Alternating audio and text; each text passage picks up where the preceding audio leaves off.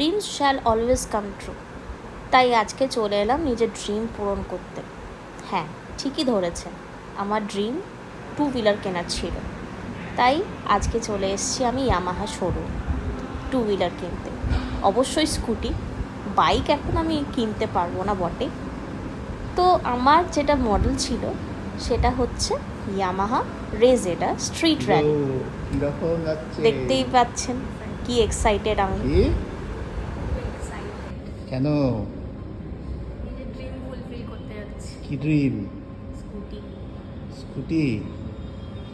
এরপর তো তারপর স্কুটির পর তো আরও ড্রিম আছে। সব হবে, তাই তো?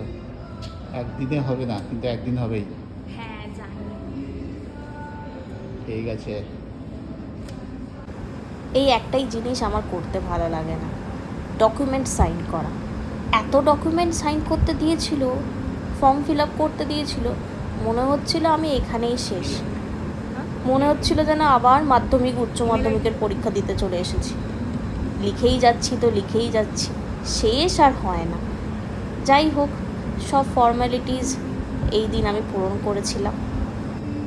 তবে হ্যাঁ, এই শোরুমে ফর্ম ফিল আপ করতে করতে যেটা আরেকটা বিরক্তিকর জিনিস ছিল, সেটা হচ্ছে প্রচুর মশা কামড়াচ্ছিল।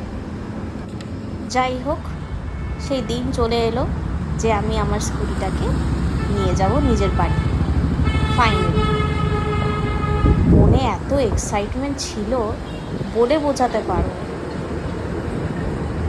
হাওয়ার যেরকম চুল ফুরফুর করছে, সেরকম মনও আমার ফুরফুর করছিল। খুব মজা পেয়েছিলাম। ঢুকেই খুঁজতে শুরু করলাম, কোথায় আমার বেবিটা কোথায়।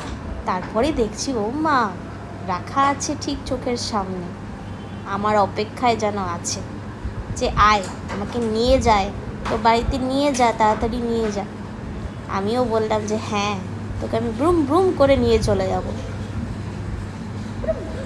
যেন নিজের একটা সঙ্গী পেলাম। এখন সেই মোমেন্ট।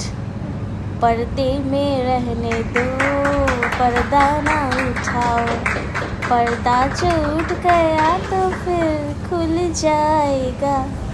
अल्लाह मेरे तौबा, अल्लाह मेरे तौबा। চালিয়ে দেখতে হবে তো সব ঠিকঠাক আছে কি না। থ্রটলটা শুনেই মনটা কেমন গুড়গুড় করে উঠলো। দারুণ লাগছিল এই মোমেন্টটা, বলে বোঝাতে পারবো না। আমি মনে করি সবার নিজের স্বপ্ন পূরণ করাটা উচিত, যার যেটাই স্বপ্ন থাকুক না কেন।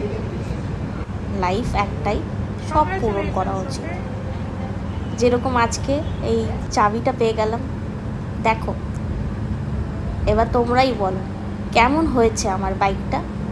এটাকে আমি স্কুটি কাম বাইকই বলবো, কারণ এটার মধ্যে একটা স্পোর্টি লুক আছে যেটা attractive. Thank you Allah for making me this capable enough.